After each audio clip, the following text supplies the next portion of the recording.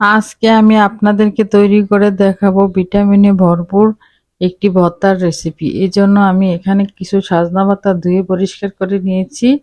এর ভেতরে আমি দিয়ে দিব কাঁচামরিচ, রসুনের কুচি এবং লবণ দিয়ে হালকা নেড়ে চেড়ে তারপরে আমি কিছু পরিমাণ পানি দিব।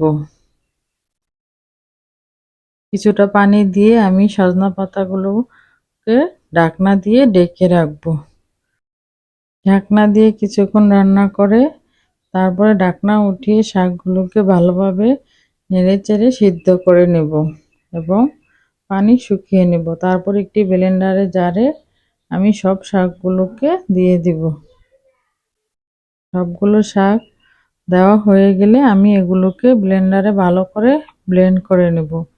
এখানে আমার ব্লেন্ড করা হয়ে গেছে। তারপর আরেকটি কড়াইতে আমি দিয়ে দিব কিছু পরিমাণ তেল, পেঁয়াজ কুচি, রসুন কুচি দিয়ে এগুলোকে ভেজে নেব। ভালোভাবে ভাজা হয়ে গেলে আমি সেই ব্লেন্ড করা শাকগুলো পেঁয়াজ রসুন ভাজার ভিতরে দিয়ে দিব। দিয়ে ভালোভাবে মিশিয়ে নেব। মিশিয়ে একদম ভাজা ভাজা করে নেব। এই ভর্তাটা গরম ভাতের সাথে খেতে খুবই দারুণ লাগে। অনেকেই সজনা পাতা খেতে চায় না। এভাবে যদি আপনারা ভর্তা করে খাওয়ান তাহলে সবাই মজা করে খাবে। এখানে আমার লবণ একটু কম হয়েছিল, এর জন্য আরেকটু লবণ দিয়ে আমি ভালোভাবে নেড়েচেড়ে মিশিয়ে নিব। তারপরে তৈরি হয়ে গেল আমার মজাদার সজনা পাতা ভর্তা।